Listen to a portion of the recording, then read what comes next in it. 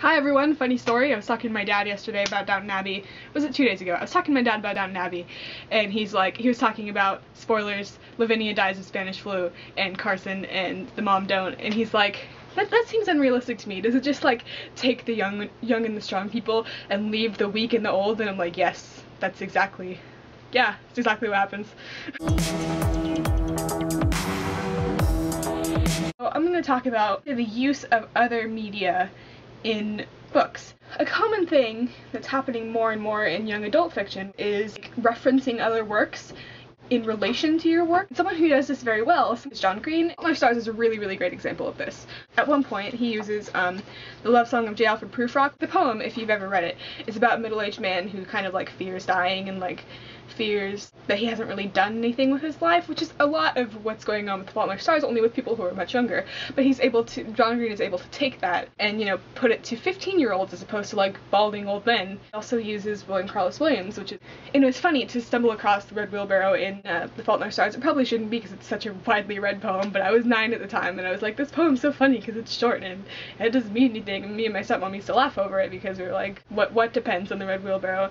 And of course what we didn't realize at the time is that by asking what depends on the Red Wheelbarrow is exactly the question that we should be asking. That life depends on it, you know, just you know, all the things that I don't have to tell you are important about the Red Wheelbarrow. So that's the right way. My problem really with what young adult fiction is doing lately is doing this really wrong. I read a book lately that, you know, everyone who's recommended it to me is someone whose opinion I respect very highly, but I was really unimpressed by it. The person being Wallflower. I was unimpressed with this book for a number of reasons, but the one that relates to what I'm talking about is how poorly and how many works are used in that book. One of the things on the Wikipedia entry is all the list of like fiction and like songs and bands that are used in that novel, but never, ever, except for mother effing Ayn Rand, is any single work like referred to in the context of the novel. I did some research on it after I read it because I was trying to get why I didn't like it. And the guy who wrote it went so far as saying, I am inspired by The Catcher in the Rye, which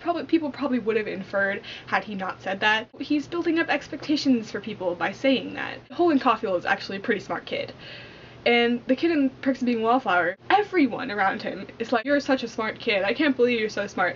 And the whole time I was like, have I missed something? I'll just take that person's word for it, because I don't see how this kid is smart at all. He would get books like The Catcher in the Rye, like The Great Gatsby, he would read them, he would say, I wrote an essay on it, and I got an A because I was really good. But then when he talks about his opinion of it, he's just like, I liked it, and that's it. You're taking these really great works of fiction that could easily be related to a teenager's life and just blowing them off. It's so disappointing. And the even more disappointing thing was the fact that the only thing he related to was Ayn Rand. That's like the last thing any teenager would relate to. Was it less money to use her work? I don't get it. And of course, the perennial example of using, you know, works of fiction wrong is Twilight. Every single book, she like picks a great work that she compares her, you know, couplings to, and she always compares them wrong. Like, she featured them so prominently in her novels that they made like special, you know, covers, totally inappropriate covers for the books that are like Twilight themed. But the way she uses them are like so misinterpreted and so wrong. This is my encouragement for authors who are writing young adult books.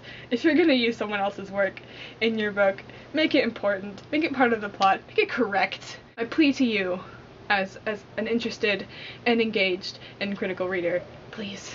Evie, thank you for making a video today as well. It's gonna be a double feature week. See you later!